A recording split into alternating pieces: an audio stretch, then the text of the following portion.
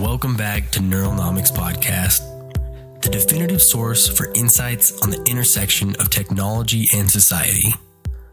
I'm your host, Skylar Segmiller. Today we confront an urgent issue that demands our collective attention: the pervasive infiltration of artificial intelligence into the lives of our children, and the ensuing societal anxiety it's generating. Recently, scholars Lisa Gibbon, Jessica Balazantagui, and Sarah Polkinghome illuminated this growing concern in their seminal work published in The Conversation. They argue that as AI becomes increasingly ubiquitous, its encroachment into sacred spaces of childhood, play, storytelling, and cultural norms has ignited widespread apprehension. Take, for instance, the AI-rendered adaptation of the classic children's story Heidi. The project became an internet sensation, but for all the wrong reasons.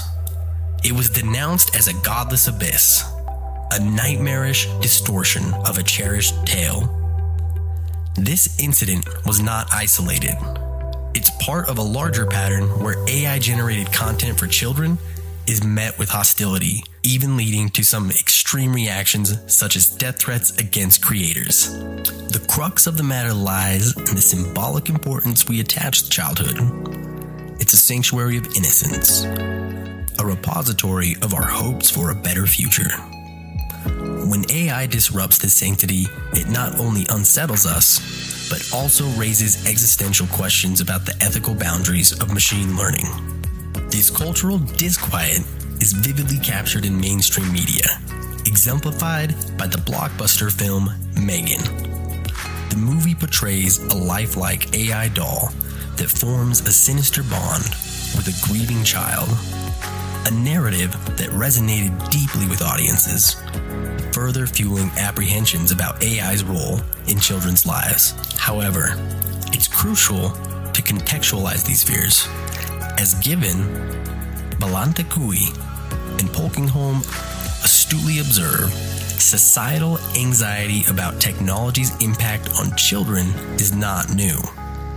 It's a reoccurring theme that has been explored in films ranging from Poltergeist to Frankenstein. While the visceral fears around AI are palpable, the more immediate threats are often less dramatic, but equally insidious. AI has the capacity to disseminate misinformation, perpetuate biases, and facilitate unwarranted surveillance, issues that are already affecting our children.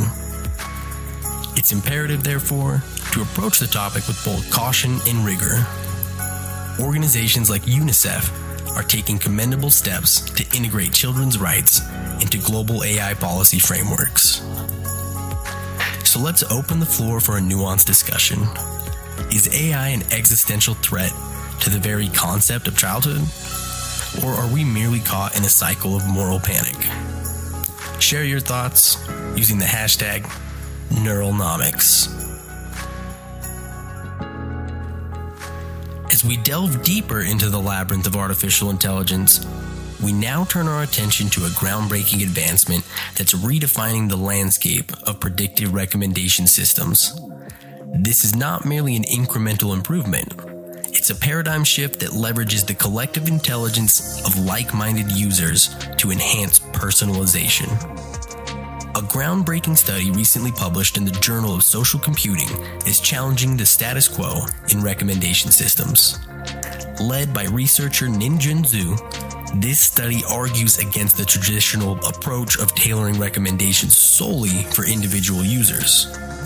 Instead, it advocates for a more collaborative model that leverages data from groups of users with overlapping interests to deliver more accurate and personalized recommendations.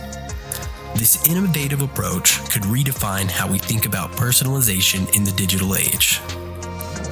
What sets this system apart is its dual-layered structure, which incorporates both long-term and short-term interest groups. This multi-dimensional profiling not only captures the essence of a user's preferences, but also anticipates future engagements. Moreover, these interest groups are not static. They are dynamically weighted to reflect the ever-changing landscape of a user's current predilections. The linchpin of this innovation is the introduction of an adaptive learning unit. This is not a mere algorithmic tweak. It's a self-evolving mechanism that identifies the emergence of new interest groups based on real-time behavioral shifts. It then instantiates these new groups, learning and adapting as it goes, ensuring that the recommendations remain not just relevant, but also timely. Empirical evidence supports the efficacy of this approach. In rigorous testing scenarios, this group-centric model outclassed traditional models that operate in silos. It also surpassed static models that fail to adapt to the fluid nature of user interests. However, let's not be complacent.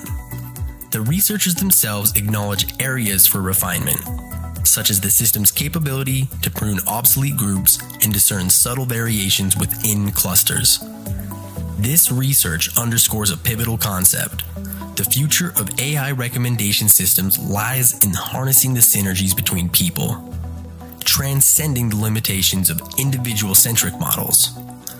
When one user's experience is enriched, it creates a ripple effect that benefits the entire community. So let's pose a critical question. How would you perceive an AI system that tailors recommendations based on collective behavioral patterns? Would it unearth hidden gems that align with your interests, or would you find it overly intrusive?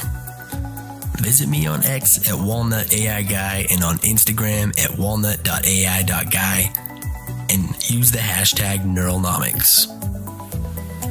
Our next segment dives into some fascinating legal implications of AI, specifically Microsoft's pledge to shield customers from copyright lawsuits over its AI products. As reported, Dina Bass explains in Bloomberg, Microsoft is working to ease concerns about its Copilot AI tools, which generate new content based on existing works. The company says its new copyright commitment will defend clients who properly used Copilot safeguards and even cover related fines or settlements. This protection matters because artists, writers, and developers are already challenging AI content creation as copyright infringement. For example, a lawyer sued GitHub for allegedly violating open source licenses, and a group filed a class action lawsuit claiming AI systems harvest personal data with no regard for law. News media and comedians are also considering complaints. While AI could raise novel fair use defenses, it's legally murky. A recent Supreme Court ruling favored a photographer who said Andy Warhol improperly adapted her photo of Prince. Microsoft isn't the first tech giant to offer legal immunity to keep customers happy. They did so years ago around competitors like Linux. In AI, Adobe now provides subscribers similar assurances against copyright suits. But risks remain if Copilot fails to credit sources or alter content excessively. As one expert said, AI authorship presents a bramble patch of copyright thorns. Players like Microsoft want to avoid liability, but how far will protections extend? What do you think?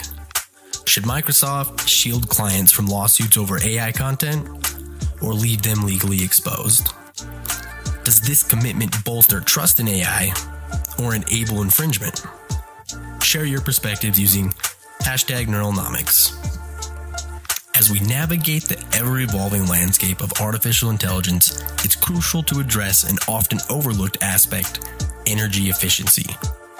The Max Planck Institute in Germany is at the forefront of a revolutionary approach that promises not just incremental gains, but a seismic shift in how we conceive of AI's energy consumption. Led by Florian Marquardt, the research team is challenging the status quo of digital neural networks, notorious for their ferocious energy consumption during the training phase. The inefficiency is glaring when compared to the human brain, which operates on a parallel computing and consumes significantly less energy. The researchers propose a radical departure: neuromorphic computing systems that emulate the brain's analog processing capabilities. This isn't a mere tweak. It's a fundamental reimagining of AI architecture. The cornerstone of this approach is self-learning physical machines equipped with built-in training mechanisms. These machines leverage reversible nonlinear processes to autonomously optimize their parameters. Optical neuromorphic setups driven by light waves fit this criterion perfectly. The implications are profound. Traditional neural networks require external feedback loops for tuning, a process that is not only cumbersome, but also energy intensive. In contrast, a self-regulating physical system could dramatically reduce both computational and energy requirements. The team is not merely theorizing, they have a concrete roadmap. Within the next 3 years, they aim to unveil a prototype that could serve as a compelling proof of concept. As neural networks continue to expand, become increasingly unwieldly and energy hungry, the allure of efficient neuromorphic alternatives is likely to intensify. Moreover, Marquardt underscores an additional benefit: mitigating the environmental impact of AI, particularly the issue of electronic waste from obsolete servers. While the approach remains in the experimental stage, its potential to catalyze sustainable AI development is undeniable. So let's engage in a thought experiment. Could these self-learning, energy-efficient physical systems represent the next evolutionary leap in AI's technology? Or will the hegemony of digital neural networks remain unchallenged? Your insights are invaluable. Join the conversation with #Neuralnomics. As we conclude today's episode of Neuralnomics, it's imperative that we address a dimension of artificial intelligence that is often sidelined: the ethical and cultural implications. Our focus was on the transformative potential of indigenous knowledge systems in shaping a more ethical AI landscape. Let's be unequivocal. AI is not a neutral entity. It is shaped by its creators, and thus far, the field has been overwhelmingly dominated by a narrow demographic, predominantly white males. This homogeneity is not just a diversity issue. It's a breeding ground for systematic biases and cultural misappropriations. Case in point, the AI-generated indigenous art styles that have surfaced, devoid of cultural context and understanding. However, there's a silver lining. Indigenous communities are already harnessing AI in ways that are respectful and meaningful, from land management to storytelling. But this is not enough. What's needed is a seismic shift towards broader inclusion and data sovereignty. Without it, we risk perpetuating a new form of digital colonization. Consultation and co-design are not optional. They are essential. They offer a pathway to an AI that reflects the rich tapestry of human diversity. This is not just about ethical compliance. It's about innovation with care. Innovation that respects the dignity and history of all communities. As we wrap up, I invite you to continue this vital conversation. Engage with me on social media at Walnut AI Guy on X and walnut.ai-guy on Instagram. Your voice matters in this ongoing dialogue about the ethical and societal dimensions of AI. Neuralnomics is committed to examining AI through a lens that is both critical and constructive. Our mission is not merely to inform, but to ignite a collective consciousness about the role of AI in shaping our future. Our aim is not just to keep you updated on the latest advancements, but to foster a deeper understanding and provoke thoughtful dialogue.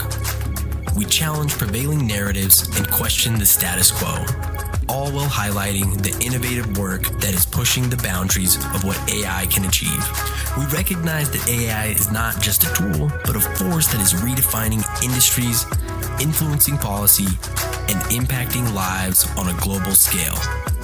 Therefore, our discussions extend to the societal implications and moral dilemmas, and the existential questions that come with the rapid advancements in this field. By engaging with experts, policymakers, and the public, we strive to create a platform that is both inclusive and insightful.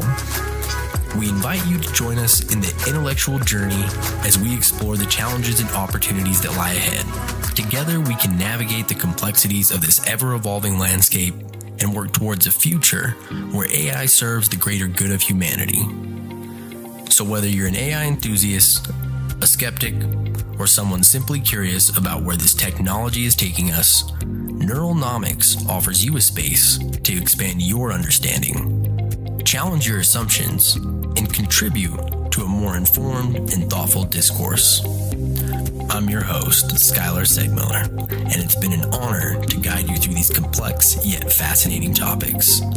Thank you for being part of this journey with us. And until next time, dream big and keep daring to shape what's next.